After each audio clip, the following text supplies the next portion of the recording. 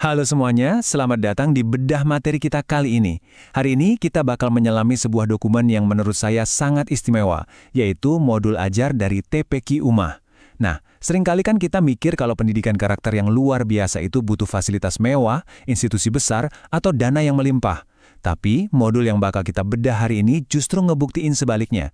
Pengajaran yang paling mendalam itu seringkali bermula dari tempat yang paling sederhana. Oke, langsung aja kita bahas gimana sebuah kelas akar rumput bisa nyiptain dampak pendidikan yang sebesar ini. Nah, ini dia kurikulum untuk rangkuman visual kita hari ini. Kita bakal mulai dari kisah berdirinya TPQ UMAH, lalu masuk ke rutinitas dan doa pembuka, belajar kreatif lewat nada, sejarah Rasul dan sahabat, menghafal hadis sejak dini, dan ditutup dengan pengetahuan Al-Quran dan doa. Terstruktur dan pastinya padat banget. Yuk kita mulai! Bagian pertama, kisah berdirinya TPQ UMAH. Disinilah jantung dari inisiatif komunitas luar biasa ini berdetak. Tahu nggak sih, semuanya ini berawal di bulan Agustus 2021, dengan cuma 9 anak. Iya, cuma 9. Dan kebanyakan dari mereka itu ya, anak-anak sang pendiri sendiri, keponakannya, plus tetangga sebelah rumah. Ini benar-benar langkah kecil yang awalnya cuma buat ngisi waktu kosongan anak-anak sekitar rumah.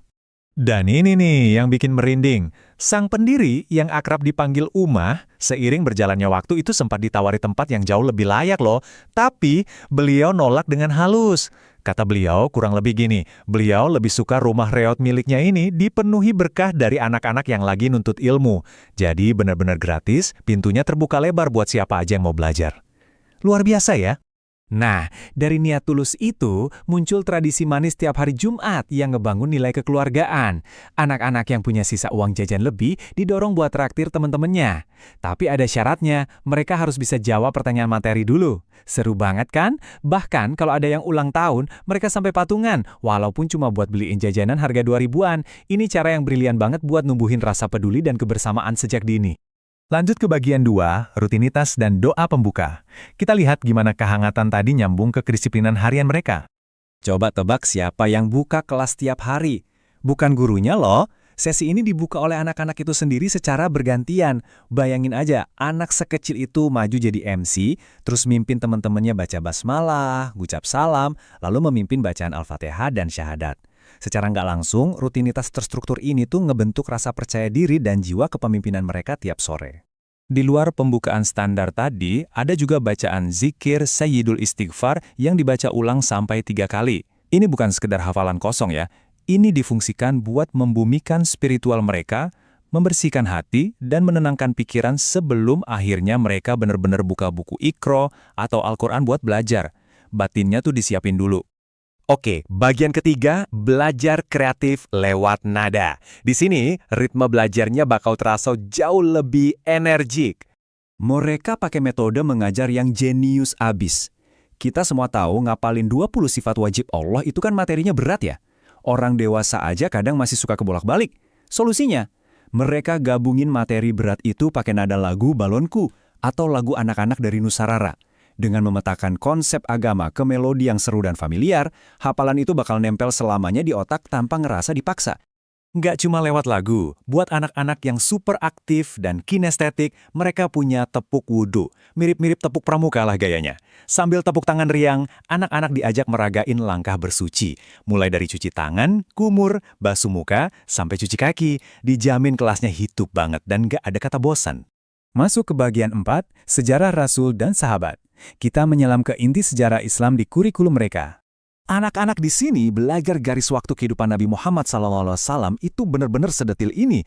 Dari masa yatim waktu usia 2 bulan di kandungan, wafatnya sang ibu di usia 6 tahun, kakeknya di umur 8, lalu menikah di usia 25, sampai nerima wahyu di usia 40 tahun. Rahasianya apa coba? Mereka hafal kronologi persis ini murni lewat lagu kisah sang Rasul. Sejarah puluhan tahun dikemas dengan apik lewat nada.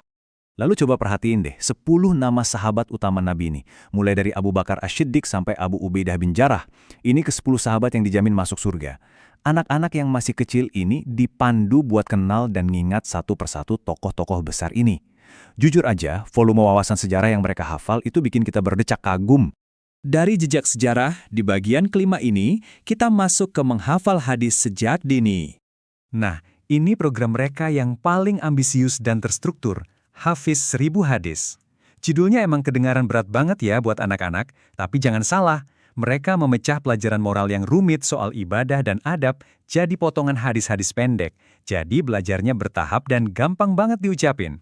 Dan yang bikin salut banget itu pilihan hadis pertamanya, innamal a'malu binniyah. Artinya, semua perbuatan tergantung niatnya.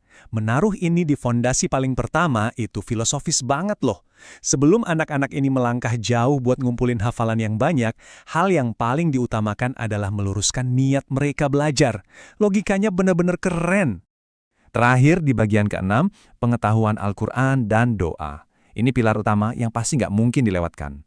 Di sini tuh anak-anak nggak cuma dituntut asal lancar baca huruf Arab aja, tapi juga dikasih wawasan sejarahnya. Misalnya mereka diajarin buat bedain mana surah Makkiyah yang turun sebelum hijrah dan surah Madaniyah yang turun setelah hijrah. Jadi mereka ngerti, oh ada konteks sejarah di balik ayat-ayat yang mereka lafalkan tiap hari.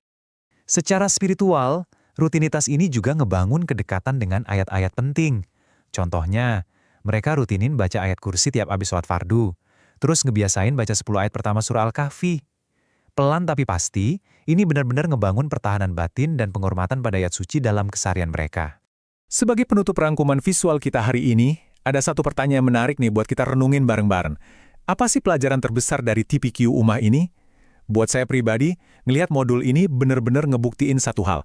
Ngebentuk karakter yang monumental, ngajarin adab yang tinggi, itu nggak selalu butuh dinding sekolah yang elit. Semuanya bisa mekar dengan sangat subur dan indah, bahkan dari ruang tamu sederhana yang dijuluki rumah reot, asalkan di dalamnya disirami dengan dedikasi dan kasih sayang yang luar biasa. Pasti setuju kan? Terima kasih udah ngikutin bedah materi kali ini, dan sampai jumpa di pembahasan inspiratif